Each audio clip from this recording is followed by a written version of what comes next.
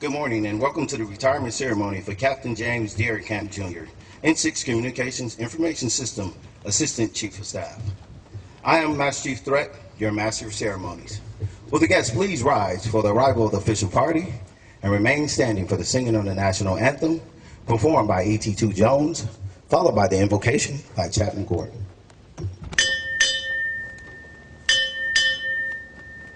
Captain, United States Navy, arriving.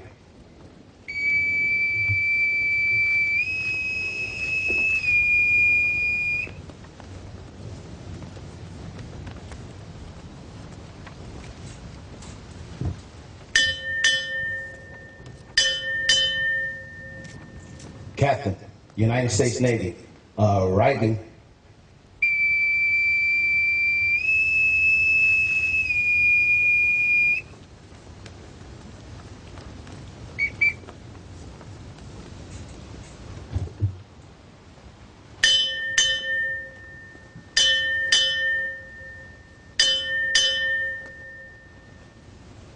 Rear Admiral, United States Navy, retired, arriving.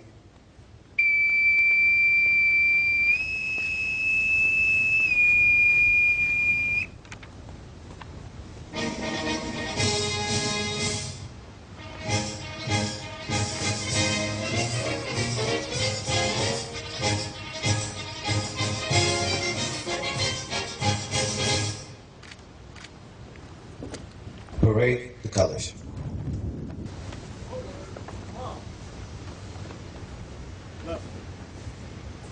Guys, and salute. Mark time. March.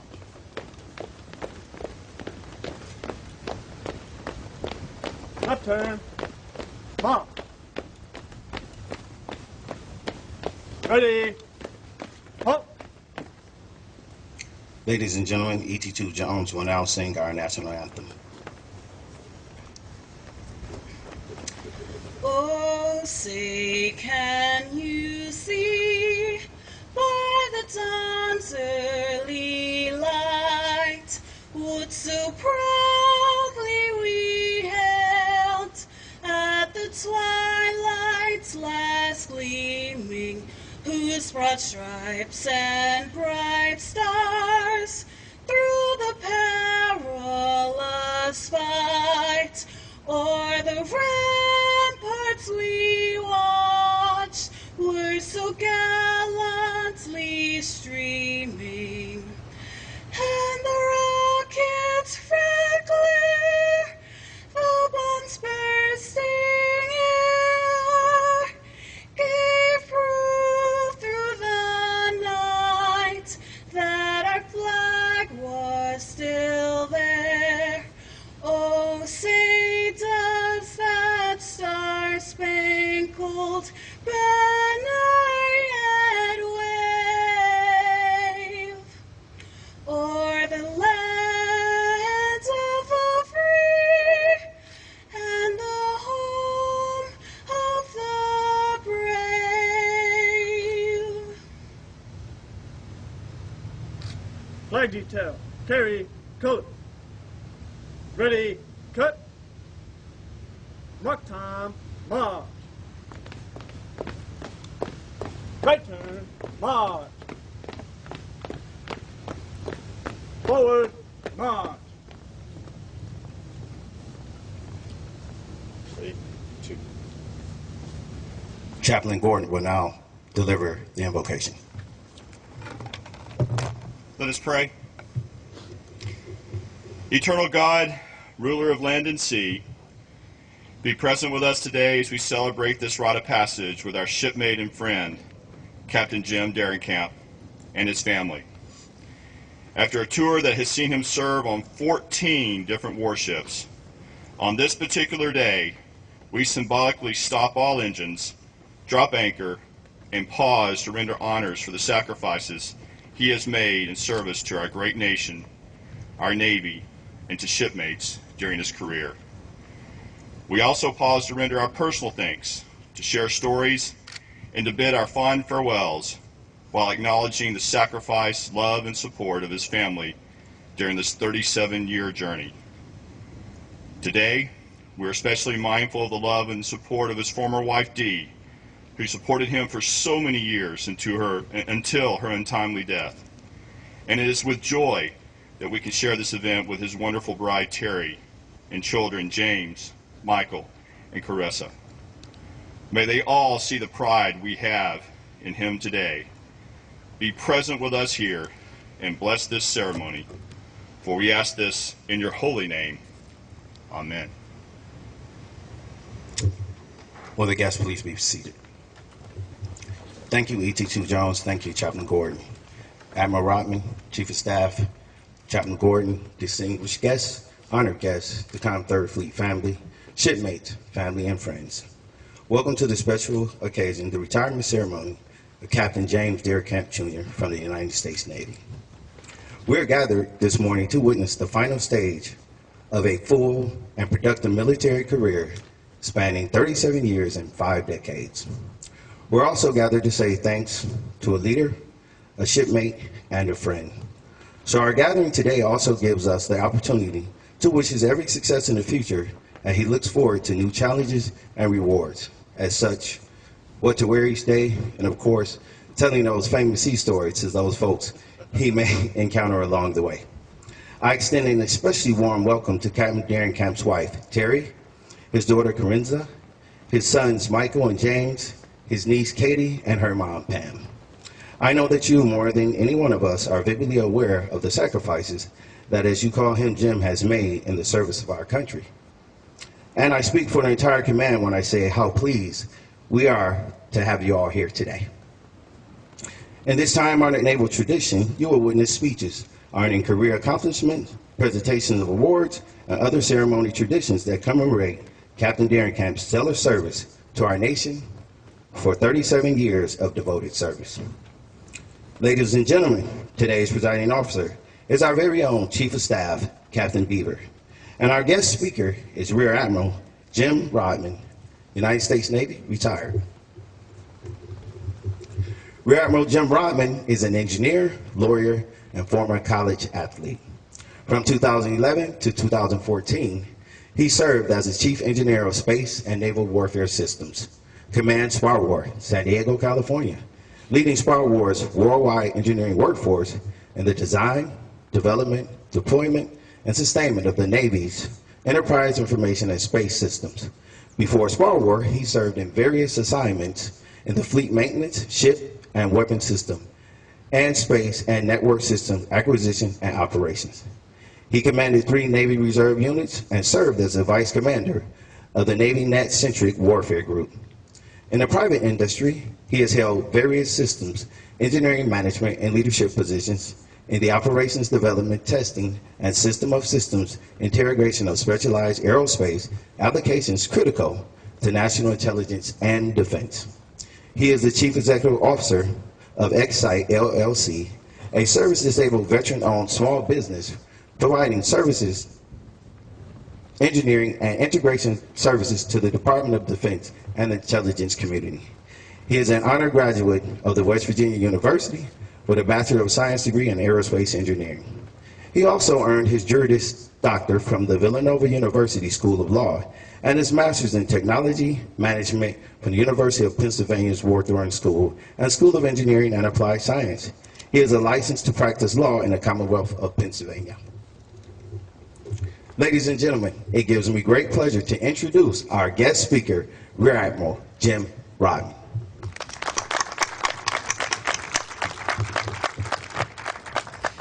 Well, thanks, Master Chief Threat, for that gracious introduction. Good morning, family, friends, shipmates, and co-workers to 3rd Fleet Headquarters for this monumental occasion. Okay, so why monumental, right?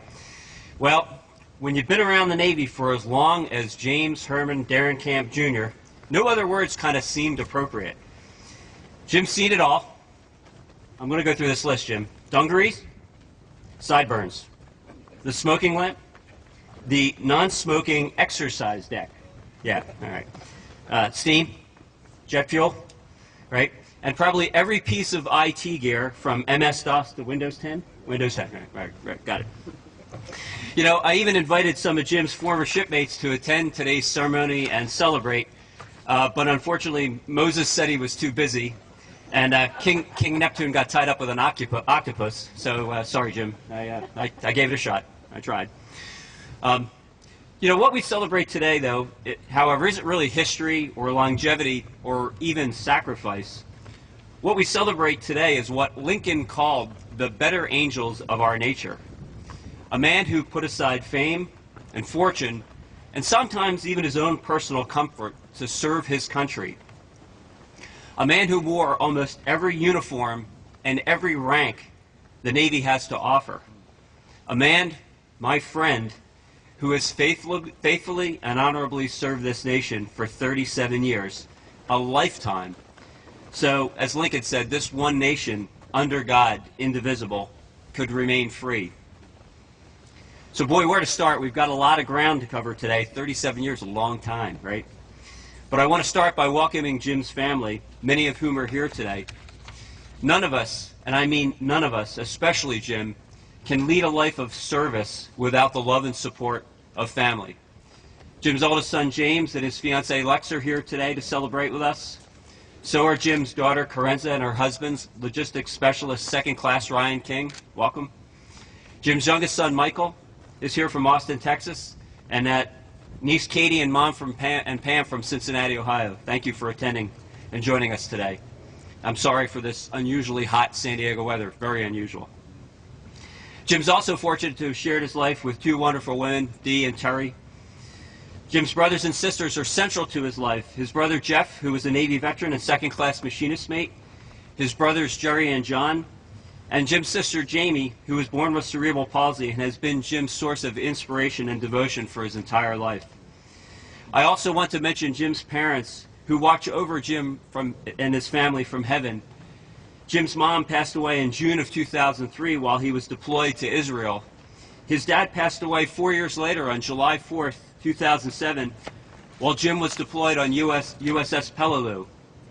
You know, I thought about that for a minute. Isn't that what service really is? What Jefferson meant when he said, "I would rather be exposed to the inconveniences attending too much liberty than those attending too small a degree of it." Jim's seen his share of inconveniences. Yet this man of Kentucky faithfully stood the watch. To all of you who've nurtured and supported and loved this sailor, my deepest respect and admiration and my thank you. His 37 years are a testament to your strength and your belief in this nation. Okay, so now to the man himself sitting behind me. You know, if you're from the greater Cincinnati area, there are a few things you cherish deeply.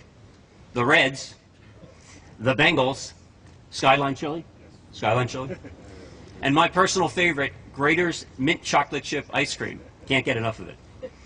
Jim's from across the border, Covington, Kentucky, where his penchant for learning the ropes from the bottoms up began. Started with his dad's bread route. Used to accompany your dad, right, on the bread route. Led to his own paper route. Something about this ill-fated donut fryer job. All right. And then Kroger's, where he worked his way up from a bagger to grocery clerk. You know, would it surprise you if I told you he played football, basketball, baseball? Take a look at the guy. Like my Pennsylvania Dutch roots, Jim was all about the work ethic. When Jim enlisted in the Navy in 1978, his career started, just like all those other jobs, from the bottom up as a seaman recruit. I want to take you back to 1978 because the world was an entirely different place then. The Cold War with the Soviets was still in full swing. The Bee Gees, any young folks remember the Bee Gees? I doubt it, right? The Bee Gees were still staying alive with the Saturday Night Fever crowd. I had a powder blue leisure suit with brown suede shoes, no lie. And I also had the worst buzz haircut that the world had ever seen, that my father, a ex-Army veteran, made me get. And I couldn't forget the blizzard of 1978, which was the storm of the century, and it paralyzed my hometown of West Berlin, New Jersey, for over 6 days. Well, Jim started his career in the fall of that year at the Recruit Training Center in Orlando, Florida. And it really didn't take him long to learn the ropes. After A school in Pensacola, he became an electronic warfare technician and he quickly advanced through the ranks on tours on USS Camden and USS Maitland S. Tisdale. He became a leading EW petty officer at age 22. Wow, age 22. Think about that. Most men can't even do laundry or cook a decent meal at age 22 unless you count Taco Bell as gourmet. And I have to throw in a movie quote. You know, Sylvester Stallone did that, Jim in Demolition Man, right? So, you know, I'm a movie buff. He earned his coveted enlisted surface warfare pin, and it was pretty clear at that point that the stork couldn't be stopped. Jim was a superb technician, he was an effective communicator, and he was a standout professional. But where he really shined, and I mean really, really shined, was leadership. He had the love of his men, and he had the respect of his officers. When he made Chief Petty Officer in 8 years, no one was surprised, but boy, they should have been. Only 24% of sailors promote to Chief Petty Officer, and it takes them, on average, 15 years to do it. 8 years is an incredible accomplishment, a testament to the man that Jim was then and is now. I won't cover all the details of Jim's enlisted career, but I ask that you take a look at that career in your programs. What you're going to see in that program is that work ethic. Bachelor's degree from Troy State. Newly minted Chief Darenkamp deployed on USS Midway. And oh, by the way, if you want the insider's tour of the Midway, which is sitting right across the bay, Jim's offered to take a group as soon as the beer and the cake are all gone, as soon as the ceremony's over. He just asked that you meet by the flagpole, right? That's so Jim, right? That's so Jim. A life in service, a life in constant motion, a life always striving to be the best. Isn't that what life really is supposed to be? A journey to be our best. You know, the great Irish playwright George Bernard Shaw once wrote, "Life isn't about finding yourself. Life is about creating yourself." Well, my friend Jim here has created and recreated himself 13 times over, from seaman recruit to United States Navy captain. Can any of us in this audience say that about ourselves? Or are we just too afraid or unmotivated to even give it a try? I thank the Lord every day that this gentleman wasn't, because the nation has benefited from every transformation, from every new and improved Jim Darenkamp version 3.0. So let's pick up that story again. Deadeye Darenkamp decides life in the great goat locker is really great, but maybe life as an officer provides even more opportunity to serve. He applies and he's selected for the limited duty officer program, and once again it's off to the races. Electronic readiness officer on USS Copeland, and my business partner Neil Butler told me a whole bunch of stories about that ensign tour on Copeland that I won't repeat here because the decorum prevents me from doing it. Surface enlisted training officer where he gets his first JICO call. Tarawa, Carl S. Vinson, Abraham Lincoln, Arkansas, California, Shiloh, Chancellorsville, Jefferson City, Steedham, Peleliu. I'm sure I missed a few ships, but there wasn't a platform, a ship, a submarine that this man didn't serve on. He's surface warfare officer qualified, information dominance warfare qualified too. He's done overseas tours in Bahrain, Kuwait, Pakistan, Oman, Egypt. He's run a naval computers and telecommunications master station in Hawaii, a facility that even Amazon or Google would envy. He's been above the waves, below the waves, in the air, and touched the reaches of outer space. Admiral Bull Halsey, hero of the Pacific, said, "There are no extraordinary men, just extraordinary circumstances that ordinary men are forced to deal with." Again, I ask that you read Jim's officer career in the program. And with all due deference to Admiral Halsey, in a career as long as Jim's, it becomes very difficult to tell where the ordinary stops and the extraordinary begins. I won't comment on Jim's tour as the Information Dominance Corps detailer in Millington, Tennessee, except to say that we agree on a few basic points. The pig and whistle is good. The subway on base is really bad, right? And the Sonic half-price milkshakes go down smooth when the temperature and the humidity in Tennessee are the same in August. Jim and I worked closely following that tour when he was assigned to me in the chief engineer's office at SPAWAR. Jim was a godsend. Having an experienced information dominance warfare officer who'd been everywhere, seen everything, and used almost every system and technology that SPAWAR ever produced from the dawn of time was just spectacular. If Jim didn't know a system, all he had to do was ask his old friends Moses and King Neptune, and they knew. You know, we were given a huge task from CNO and the Assistant Secretary of the Navy for Research, Development, and Acquisition, Mr. Sean Stackley. He said, I want to make SPAWAR the single technical authority for the Navy. That meant that we didn't have to not only understand our systems, but we had to also understand the systems built by NAVC, NAVAIR, NAVSUP, and NAVFAC. There was only one person who had the key to that lock, and it was the man behind me, Jim Darenkamp. I asked Jim to be my military deputy for both the mission architecture and mission assurance organizations, and he tackled it like a pro. He was able to dissect the spaghetti big Navy called their shipboard information technology architecture into something that we could actually understand, manage, and control. He helped define a new governance structure, new policies, and new standards for how the Navy eyes, buys, and flies their afloat networks, regardless of system owner, so that the warfighters get the juice that they need, and the cretins in the cyber world who are on the other side trying to attack us can't do us harm. Jim also used his JICO expertise and personal capital to do what I consider two very extraordinary things. One was convince the Missile Defense Agency, that big Goliath in D.C., that they were wrong, putting the link monitoring and management tool in every one of our maritime operations centers so that we could preserve the Navy's ability to fight and provide ballistic missile defense capability. He also pioneered something we call System Operational Test, or SOTS, a first ever end-to-end demonstration of integrated warfighting capability before a vessel deploys. He served as my SOT representative on USS McCampbell and USS Fitzgerald, and it fundamentally changed the way that we prepare and test combat vessels before deployment. It is wildly successful. Jim's been here at 3rd Fleet for the last year doing that same level of systems engineering and integration for the commander of 3rd Fleet, all of her assets, and the Navy. And now it's time to say goodbye. But before I do that, I want to say a few words about the man because he says so little about himself. He's humble. He's intelligent. He's funny if you catch him at the right moment, like discussing a Reds no-hitter. And despite that oh-so-quiet demeanor, he's oh-so supremely motivated. Give him a task, it gets done.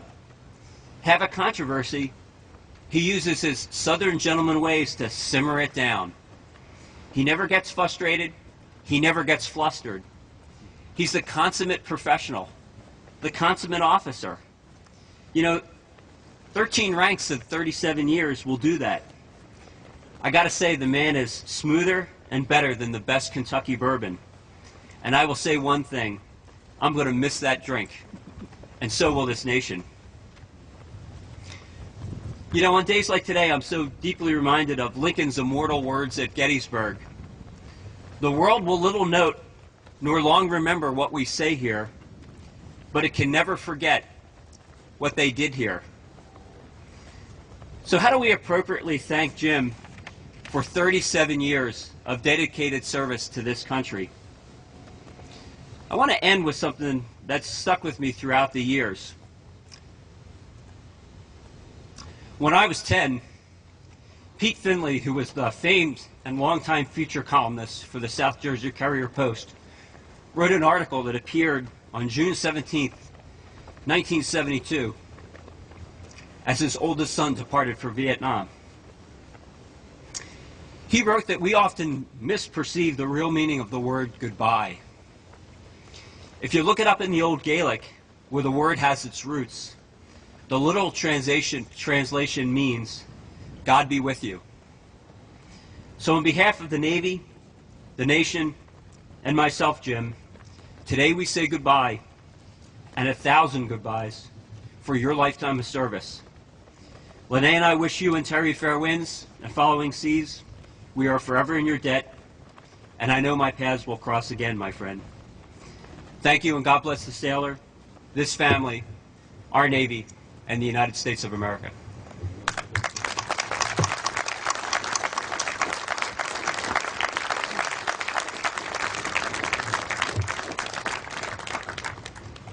Thank you, Admiral Rodman. The Chief of Staff, Captain Beaver, will now present Captain Darenkamp with various awards and certificates. Captain Darenkamp, front and center. Will the guests please rise?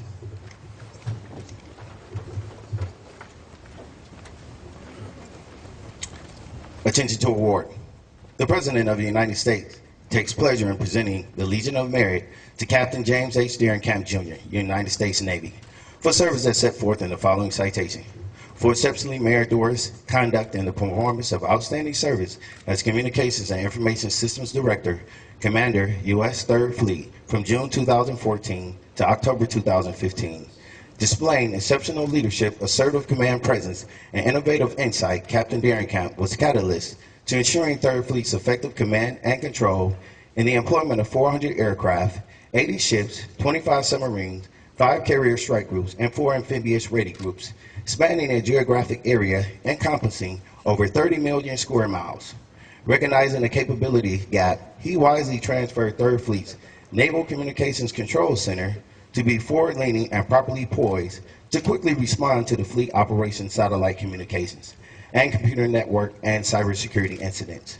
He oversaw all of the 3rd Fleet's command, control, communication computers, and intelligence system operations, while effectively coordinating with joint and civil agencies in support of Operation Noble Eagle, Maritime Homeland Defense, multiple joint training fleet exercises, ballistic missile defense exercises, as well as combined and joint exercises, Rim of the Pacific and Talisman Sabre. Additionally, during the exercise Rim of the Pacific 2014, he directed communications operations for coalition forces from 22 countries, ensuring the success of our nation's most important multinational military exercise. His superior performance of duties culminates 37 years of honorable and dedicated service.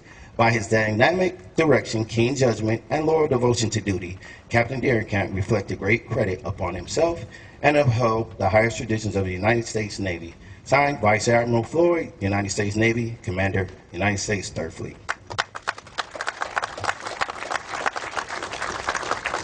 Will the guests please be seated?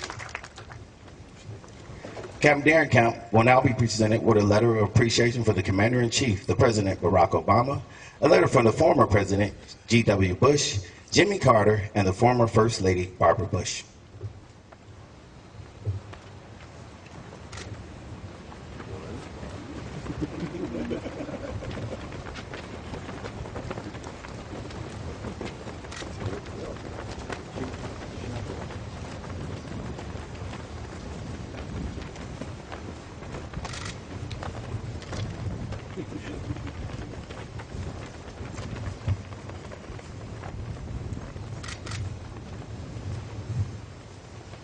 Captain Darenkamp has additionally received letters from the Governor of Kentucky, Tallahassee, Florida, Washington, Honolulu, Hawaii, Virginia, and Sacramento, California. Please escort Captain Darenkamp's wife, his daughter, and his sons to the stage to receive a certificate of appreciation for their support and his faithful service. To all who shall see these present, greetings to Terry Darenkamp, Corinza, James, Michael, and in memory of his late wife, Dee. By the authority invested in me, it is my pleasure to express the grateful appreciation of the United States Navy to you for your unselfish, patriotic, and devoted service during your husband and father's military career. Your unfailing support and understanding helped immeasurably to make possible this lasting contribution to the nation. To those who say a single man cannot make a difference, I say wrong. Your husband, your father did. He made our Navy stronger and kept our nation safe. With his service to the Navy now complete, he will be able to spend more time with you in the future. The United States Navy thanks you, and I thank you, given this day, the 9th day of October 2015. Signed, the Chief of Staff, Captain Beaver, United States Navy, Commander, U.S. 3rd Fleet.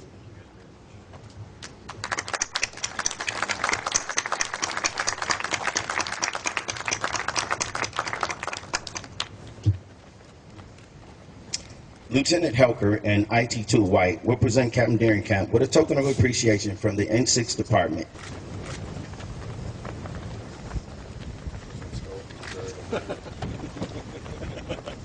Wow.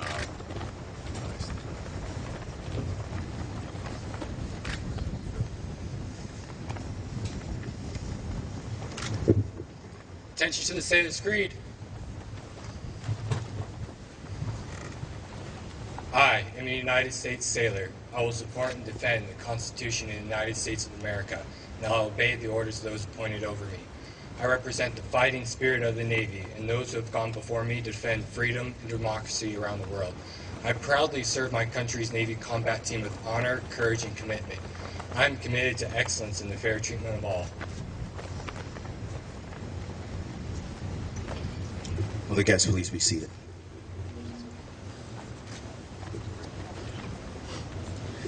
Lieutenant Helker will also present Captain Darenkamp's gift of appreciation from the wardroom.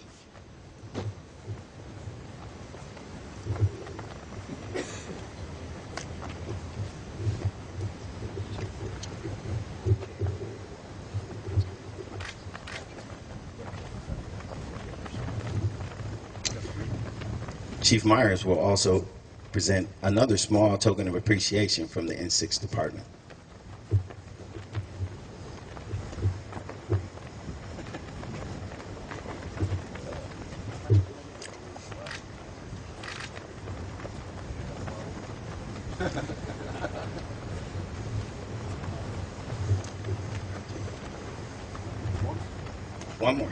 One more, sir.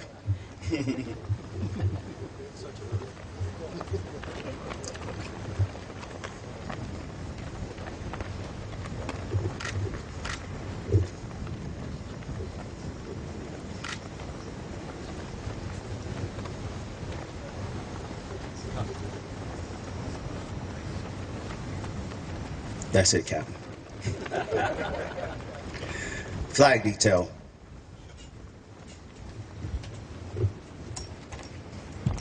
The detail assembling before you is preparing to present our national ensign to Captain Darenkamp. The sailors represent Captain Darenkamp's progression through the ranks.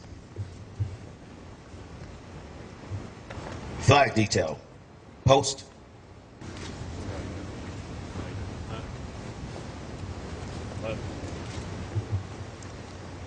Mark time. Major Bernero will now read Old Glory.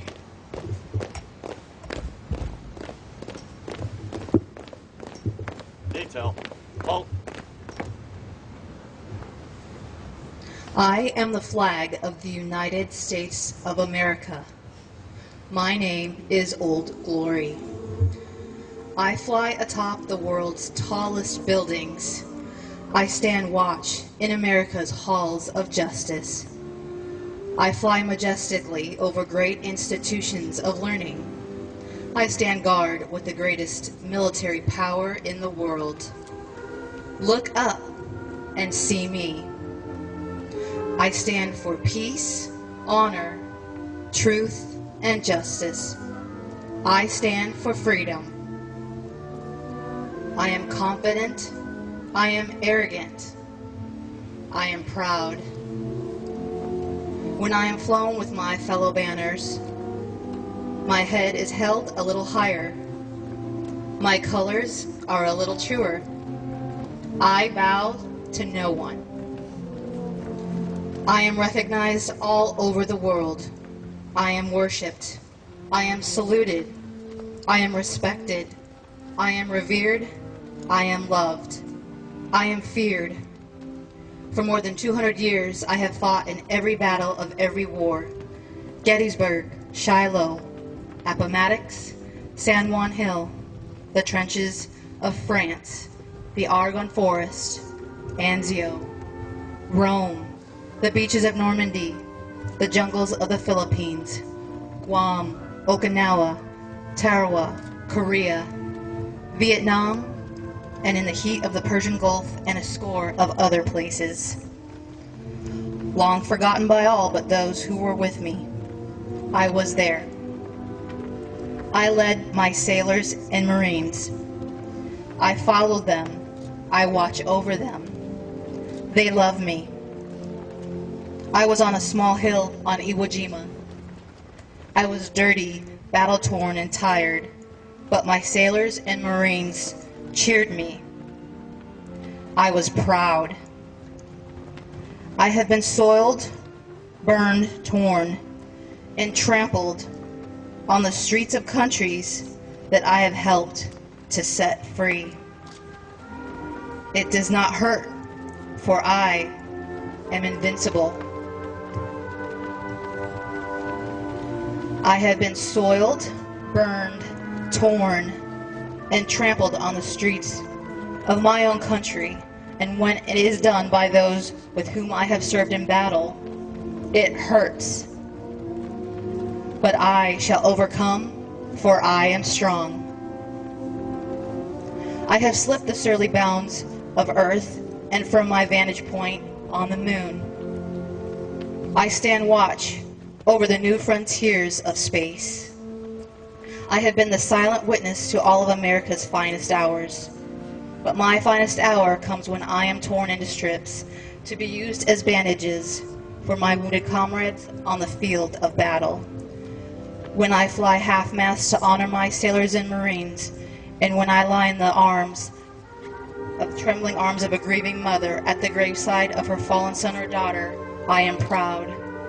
My name is Old Glory. Long may I wave, dear God. Long may I wave.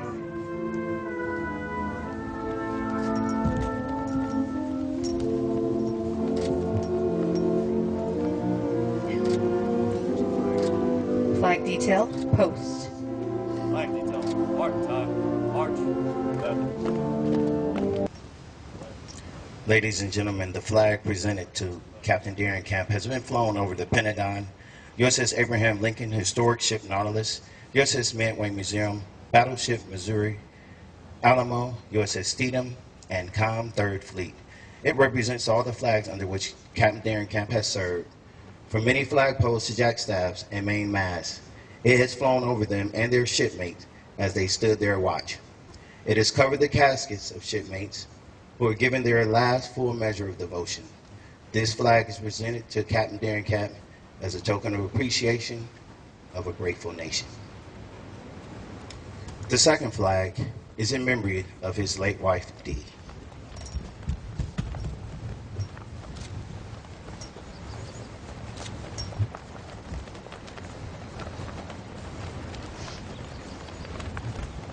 Ladies and gentlemen, it is now my pleasure to introduce today's guest of honor, Captain James Darenkamp, Jr.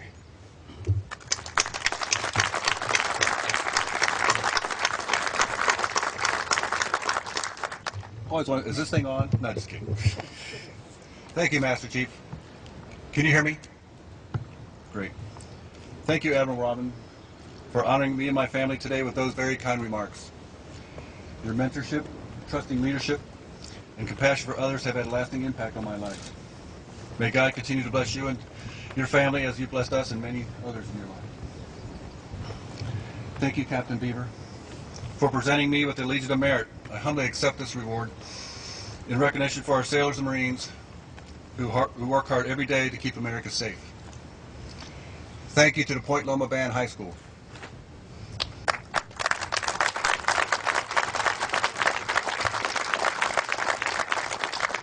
Thank you for playing so beautifully at the ceremony. How fitting I entered the Navy right out of high school, and it's fitting that your great band played at my ceremony. Thank you, E.T. Jones, for singing a beautiful rendition of the National Anthem. Thank you, 3rd Fleet. Thank you, 3rd Fleet N6 Department, especially Commander J.J. Watson, Lieutenant Joe Helker, Master Chief Threat, Chief Myers, and Petty Officers Miles and White for doing all the heavy lifting to set up my ceremony. Thank you all for attending the ceremony on this beautiful San Diego morning. It is beautiful. Especially those who traveled long distances, such as Rocky and Joe Melton, and Jim Matthews from Hawaii, our former NC Tams Pack shipmates. My niece Katie and Pam, and her mom Pam from Cincinnati, Ohio, and my son Michael from Austin, Texas. I could be here several days thanking everyone who had impacted my career. and in my life, so I'm just going to say thank you to everyone from the bottom of my heart, because I'm sure I forgot somebody. I wanted to simply fade away. I'm a humble man. I simply wanted to fade away because I never been big on big ceremonies.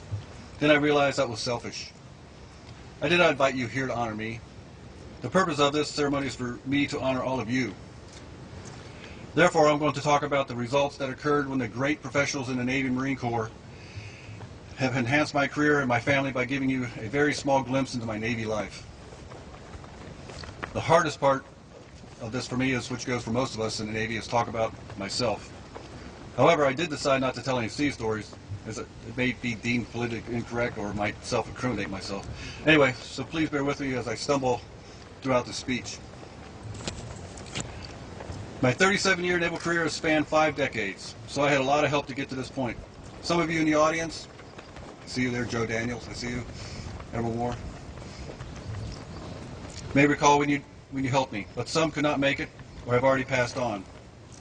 Where do I begin? A man is a product of his relationship, circumstances, and God-given attributes. Except for the God-given part, it is the gift of you all. By with your presence in my life and who I am as a person, thank you. Once upon a time, a young, cocky, know-it-all teenager who lettered in all 3 sports in the Cincinnati area high school took action after watching many inspiring war movies such as In Harm's Way and Midway and the like, and decided to join the service. I felt that I was in outstanding shape, and I was so in March of 1978. Yes, I was 17. I needed my mom's signature and my dad. I walked into the Marine Corps recruiter's office only to burst my bubble. Yeah, Mick, they bursted my bubble. And discovered they were closed. However, a Navy Chief Petty Officer at the Navy recruiting officer right next door informed me that the Marines also belong to the Department of the Navy, and the Navy gives them the ride to the battle. Of course I was interested. Took the battery required test, and they desperately wanted me to be the nuclear power program. I did not want to be associated with the same nuclear engineer stereotype as the current president of the time, which is President Carter. So I politely requested to go into the electronics field. My choices were electronics technician, sonar technician, fire controlman technician, crypto logic maintenance technician, or electronic warfare. I chose electronic warfare because the brochure delineated the seashore rotation was 5 years at sea, 2 ashore. I was administered the oath of enlistment on St. Patrick's Day in 1978, and I went to serve this great nation, and I went to boot camp and BWE school, which is Basic Electricity and Electronics School, in Orlando, Florida. So for many of my active duty friends and acquaintances in the audience who were either very young or not even born in 1978, let me try to provide you with some highlights of the year 1978. The Vietnam War ended April of 1975. I was 15, and entering the service at that time was not a very popular path to choose right after high school. The average price of regular leaded gas was 65 cents to 71 cents. Although the Big Red Machine, yeah, Mick, the Cincinnati Reds was a major force in baseball in the early to mid-1970s, but the Yankees won the World Series that year, beating the Dodgers. The big movies in 1978 were Saturday Night Fever, Grease, Animal House, and Superman. The Billboard hit songs that year were mainly from the Saturday Night Fever soundtrack, such as Saturday Night Fever, Stand Alive.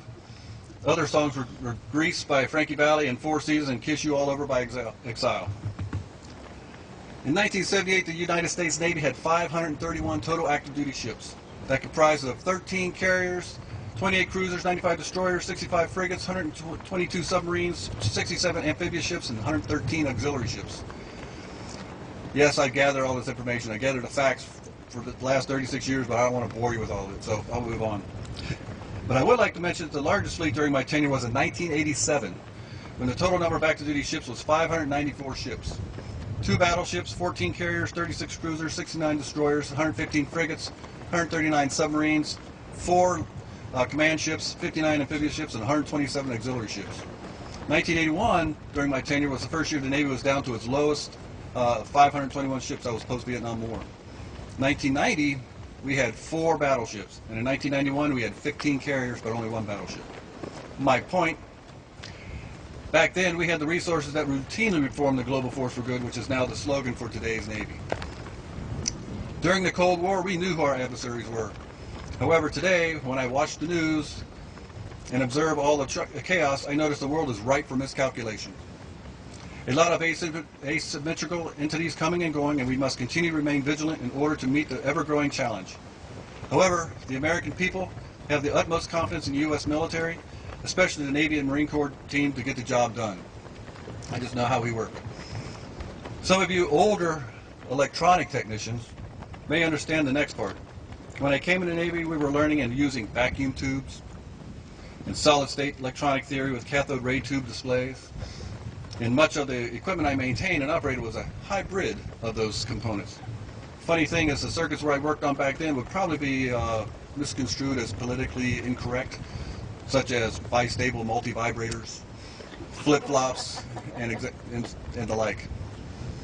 Now to get back on track. Anyway, I had the privilege of being on 16 Western Pacific, Indian Ocean, and Arabian Gulf deployments, where the main form of communication with my loved ones was letter writing. Yes. That meant sitting down with a pen and paper while attempting to convey my observation and experience in a letter, and numbering the letters so we can keep tab. My early deployments were routinely 8 to 9 months with no media coverage. It's funny, today if a unit completes a 7-month deployment, they get the media coverage and they get tagged first ever. No matter the era though, what is true for almost all of us when we're deployed is that we don't think about our place in world history or the role in the Navy in the geopolitical landscape. We as sailors and Marines tend not to think about those kinds of things while they're happening. Even when we're part of them, we think about our shipmates. We think about what jobs we have to get done that day, what watches we have to stand, what will be served for dinner. That's always a surprise that night. We think about our families and friends at home. We look forward to the next port visit. If we really want to consider big long-term questions, we might think, what about our next assignment of duty station will be? Within the lifelines, within the skin of the ship, our focus tends to be on the immediate world around us. Now, some may think that makes life simple. That, however, is not the case. Those of us who have served on ships at a command far away from home know it's far from simple. A sailor's life away from home and at sea is not simple. Whether a seaman or a commanding officer, day in and day out, we deal with issues and face choices that affect our lives and the lives of our shipmates. I know for a fact that some of the decisions that we made all those years ago helped bring us to the place we are today. We didn't know it at the time. We couldn't have known it. But it's true. Either in a war zone or on a ship that is operating in waters where the fate of nations hang in the balance, there are sailors living their lives and making choices, and whether they know it or not, hanging in the balance are nothing less than their fate and the fate of their shipmates. The things that shipmates do for each other, the words we say to each other, make a difference in each other's lives. It may be a word of encouragement. It may be an example of hard work that is to set. It may be as grand as putting yourself in harm's way during a crisis or protect a shipmate. It may be as simple as a steady, reliable commitment to a routine job that others know they can count on. I lived those moments throughout my 37 years. Of those 37 years, I spent over 21 years at sea. Being assigned to embark in 16 ships, only 5 of those ships remain active today. 2 of those ships I was assigned to are now museums in Southern California. USS Iowa in San Pedro, and USS Midway here in San Diego. The only ship I commissioned was in 1982, the USS Malin S. Tisdale, which is a guided missile frigate. It was decommissioned in 1996. On a side note, today they're called individual assignments, IAs, orders. However, I was gone from September 2001 to June 2005 on contingency TAD orders, which got renewed every 6 months. That was before they called IA. So going off a short tangent, just real short, I was going to separate from the Navy and work for an electronic firm in Beaverton, Oregon. But one person, my LCPO, the Senior Chief OS, Dave Murray, sat me down on the mess deck to discuss the pros and cons of both civilian and Navy life. I re-enlisted for 6 years and never looked back. Anyway, here are some more interesting details of my early days. Families did not come in our sea bag. Therefore, I had to submit a special request sheet. Yes, I had to submit a special request sheet to get married to my late wife in 1979. Many of us did not have civilian clothes privileges until we were third-class petty officers. So that when we transited to and from the ship, we had to be in uniform. Yep, either as salt and peppers or the highly starched cotton white uniforms with a combination cover. If we went on Liberty, many of us belonged to a locker club and changed in our civilian clothes, but needed to change back in a uniform before we went on back in ship or we get in big trouble. If we were at E5 and below, married, and had a car, provided that our spouse did not need it to go to work, run errands, or whatever, we could not park on the west side of 32nd Street. That privilege came when we made first class. And then it was near the front gate. Only chiefs and officers parked on the piers. In those days, the incentives to get promoted existed so that we got to enjoy those little extra perks, such as parking closer to ship, head of the line privileges, because these little incentives made many of us work harder and study on our own for both advancement exams, both basic military requirements, and rating exams. I wonder how that would go over with today's Navy. Some more tidbits of my career. I made third class in 1979, second class in 1981, first class in 1983, chief in 1986, senior chief in 1989. I was commissioned as an electronics technician, limited duty officer in April 1990. To respect the chief's birthday on 1 April, I signed the commissioning paperwork on 1 April, but held my ceremony on 2 April 1990. I served under 6 presidents, 12 Secretary of Defenses, 19 Secretary of Navies, 13 Joint Chiefs of Staff Chairmen, and 12 CNOs. Not only did I see the decommissioning of 12 ships, I also witnessed the closure of many bases that I was assigned to, such as Subic Bay, QB Point, Orlando, Long Beach, Alameda, and Mare Island. I lived my dream, I saw the world. However, I also saw wars and conflicts, some from a distance and some up close and personal. I underwent Shellback and Blue Nose initiations in 1980 and Chief Petty Officer initiation in 1986. It came out okay. I chose this uniform, khaki combination cover, as my retirement ceremony for today's ceremony as a symbol of my utmost respect to the Chief Petty Officer's mess. I was and still am part of this exclusive team. The Chief's mess in the Navy really has no parallel in the other services. It is more than a group of senior non-commissioned officers. It is more than our technical experts. It is more than our corporate memory and embodiment of our traditions and the keepers of our heritage. It is all those things and so much more. Our Chief's mess in the Navy is the brotherhood and sisterhood. Our Chief Petty Officers share a special bond. They are the ones who really, they are the ones who the rest of us rely on. Water. They make sure that what needs to get done gets done and gets done right. They make sure they're people, and it doesn't matter whether you're junior or senior in rank. If you're part of the organization, you are one of their people. They make sure their people are set up for success, and most of all, through all these things, they make sure our Navy continues to be the greatest Navy in the world has ever known. It is a heavy responsibility to carry, but we carry it together. It fosters a special bond both Navy-wide and here at 3rd Fleet. Now a little bit more about my career and family. Yes, I am that hillbilly from Kentucky, and was consumed on being the best sailor ever. I had my military requirements for Master Chief Petty Officer complete while I was a 3rd class Petty Officer. Why? Well, I wanted to know what I had to do to be a Master Chief. I had to know what my leaders were, so I could prepare myself to achieve my goals. I took the hard jobs, USS deployed, so that I could attain those goals. I completed a bachelor's degree during my only enlisted shore tour. I could not have done that all without the support of my late wife, Dee. You will see several pictures of her in the program who was pushing me to go past Master Chief. When she was the CTF-70 ombudsman, she somehow got the ear of the commander, Rear Admiral Bull, to tell him that I would make a great officer. So one day in 1989, the Flag Egg, now retired Admiral Deutsch, informed me that the Admiral wanted to see me ASAP. When I reported, he asked me to submit a Chief Warrant Officer, Limited Duty Officer package. My heart was still set on being Master Chief or Master Chief Petty Officer Navy. But the Admiral sat me down and told me that my wife and he saw great potential in me. I said, okay. After that, he highly suggested, which I interpreted as a soft order, that I provide him a draft package by the end of the week. Long story short, the Navy saw the same potential. I learned a lot in the Navy, especially that the answer will always be no if no one requests or desires.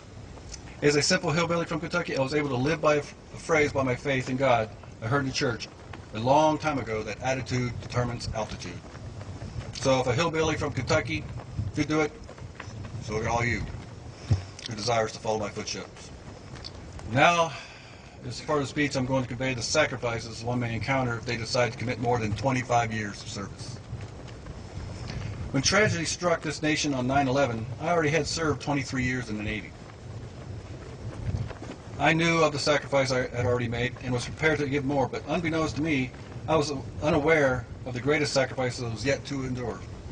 No one sat me down to discuss their personal experiences when one serves past 25 to 30 years. So I will take this moment and give you my take. My 37 years of service outlasted my mom, who died in 2003 at the 25-year point, while deployed. My dad, who died in 2007, the 29-year point, while deployed. And my late wife, 33 years, and the mother of my children, died in 2012, the 34-year point. You will notice we have an empty chair in memory of the sacrifices she endured while I was deployed. At this time, I'm going to get a little bit more somber, as my late wife, Dee, the mother of my 3 children, James Michael Krenza, is watching this ceremony from heaven. Dee was a Navy veteran and a real hero in our lives, as she not only worked to make financial ends meet while I was enlisted and as a junior officer, she was also both mom and dad while I was deployed and assigned to combat zones.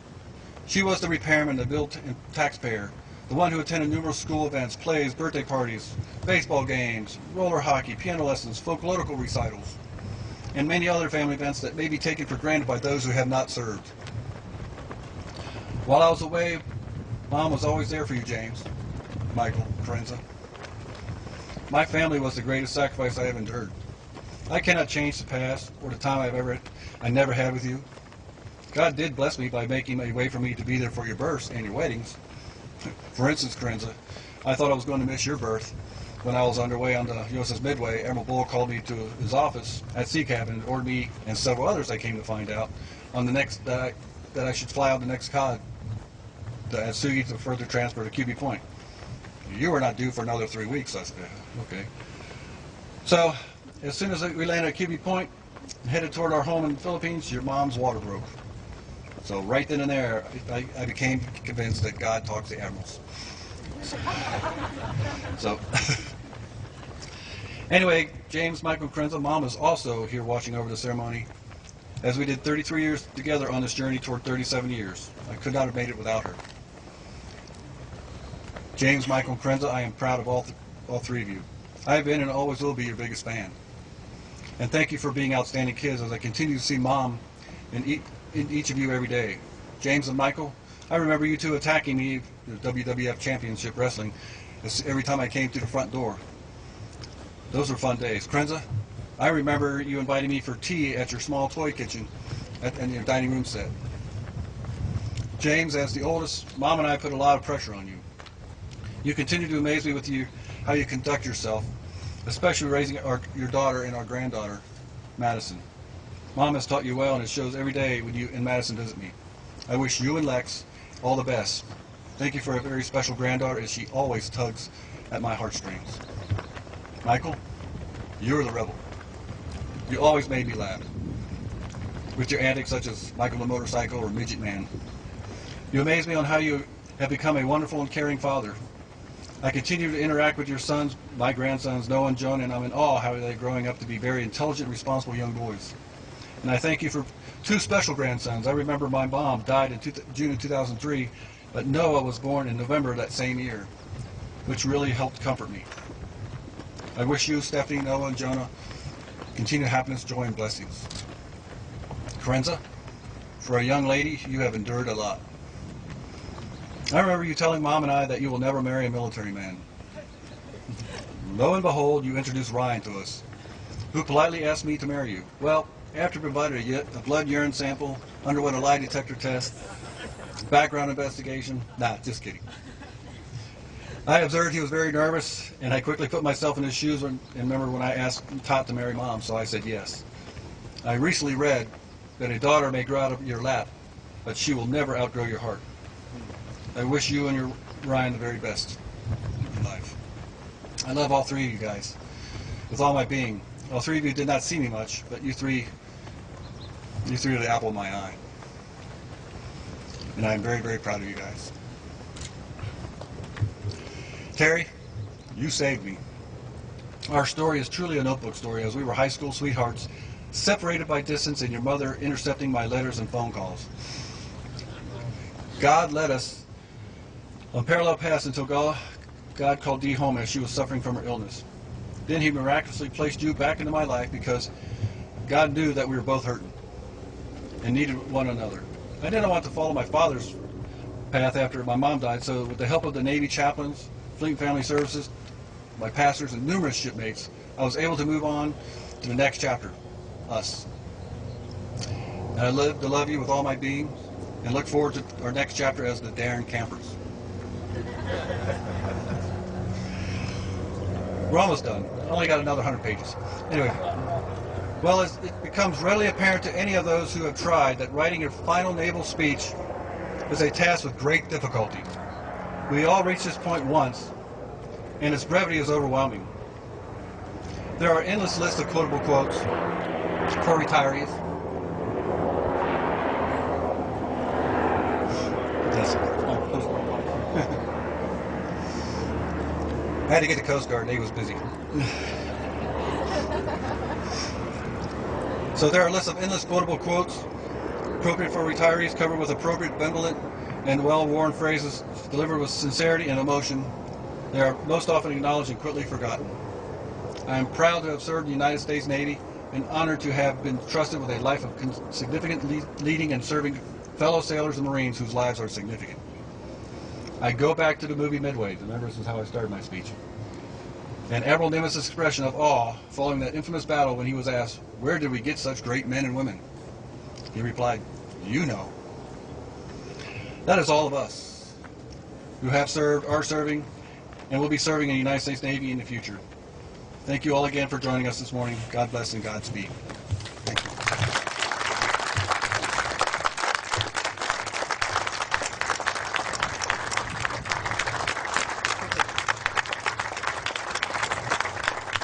Captain. Captain.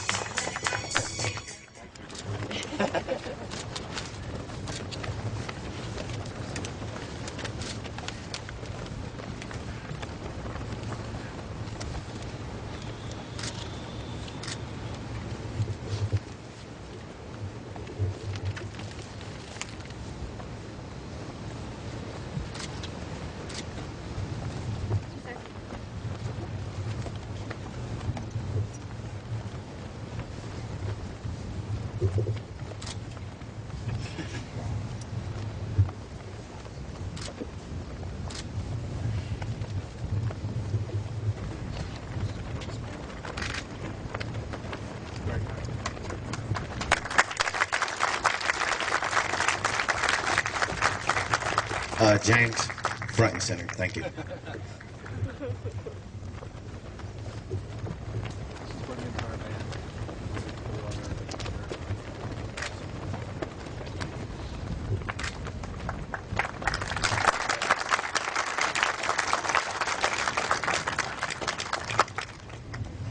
The Chief of Staff, Captain Beaver, will present Captain Darenkamp with his retirement order. Attention to certificate. From the Armed Forces of the United States of America, to all who shall see these present greetings, this is to certify that James Darenkamp, Jr., Captain, United States Navy, having served faithfully and honorably, was retired from the United States Navy on the first day of December 2015. Signed, Vice Admiral Moran, United States Navy, Commander of Naval Personnel. The guests be seated.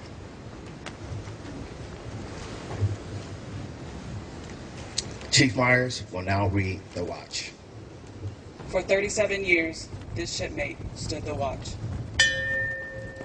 While some of us were in our bunks at night or in school learning our trade, this shipmate stood the watch. Before some of us were even born, this shipmate stood the watch. In past years, when the storm clouds of war were seen brewing on the horizon and the United States Navy was there on the front line, this shipmate stood the watch. Many times he would cast his eye ashore and see his family standing there, needing his guidance and help, needing that hand to hold during those hard times, and still, he stood the watch.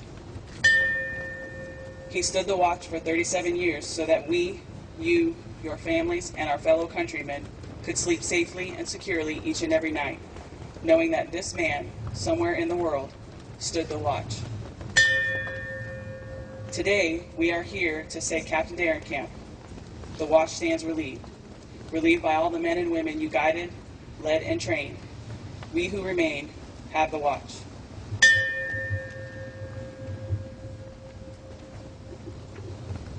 Side boys. Post.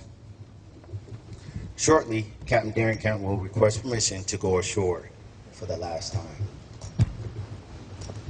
Will the guests please rise and remain standing for the duration of this ceremony? Captain Gordon will now deliver the benediction. Let us pray. Gracious Lord of life, as we conclude this ceremony, we pray that your grace and peace will be with both Jim and Terry. May their home be filled with happiness and health, their hearts filled with fond memories, and their future filled with hope as they sail into new and uncharted waters. May you give them the fair winds of friendship, the following seas of success, and the safe anchorage of your presence for all the days of their lives. For we ask this in your holy name. Amen. Captain Darenkamp will now request permission to go ashore from Chief of Staff, Captain Beaver.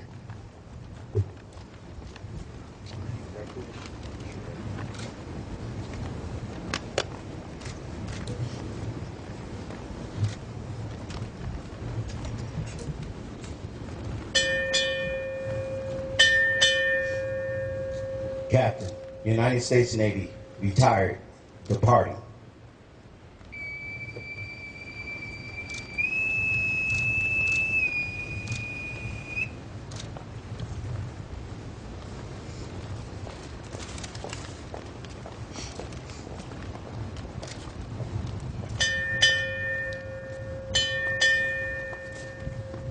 Navy family, retired, departing.